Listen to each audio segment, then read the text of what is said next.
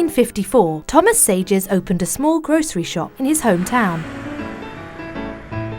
Thomas was passionate about offering quality food at a good price. He built good relationships with a network of farmers who could provide fresh fruit and vegetables at a good rate. Moreover, Thomas paid particular attention to the service his clients received in the shop. Demand was high. He soon had the opportunity to open a second and then a third shop in different parts of town. A business was born. During that time, throughout the US and Europe, the first supermarkets were getting off the ground. Thomas travelled to learn from these businesses firsthand, and he soon decided to open his own supermarket. The business took a new turn. Now the industrialisation of his concept could start.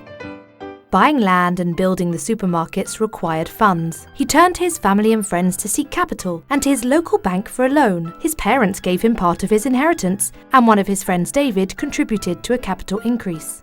Thomas also started to develop franchises. During these years, Thomas recruited talented managers from other companies and set aside 10% of the capital to reward them.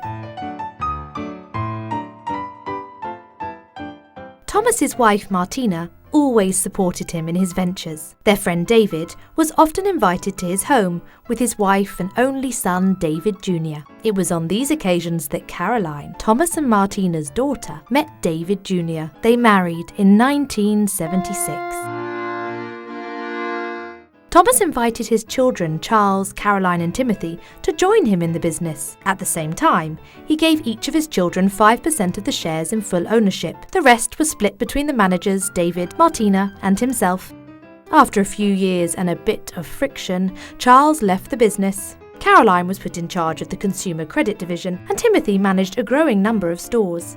Thomas celebrated his 80th birthday surrounded by his whole family, even Louis, his son, born from a short-lived first marriage.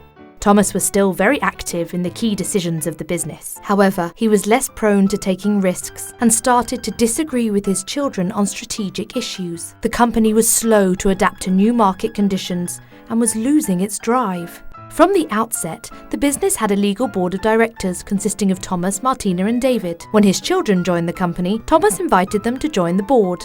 In 2004, David Sr. passed away. His shares went to David Jr., who then replaced him on the board.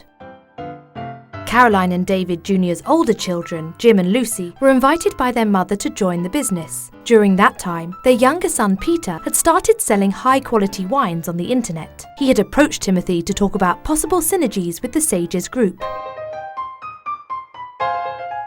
At this point, Timothy felt they needed to take action to prevent the business and the family from facing major issues in the future. Urgent reflection was required on strategy, and the board of directors was not fulfilling its role. What could be done to restore the impressive business dynamism that they had in the past? A number of questions still surround the future of the company. How to finance the growth and the international development? Should Timothy accept all the cousins who showed an interest in the company? How should Thomas's shares be distributed?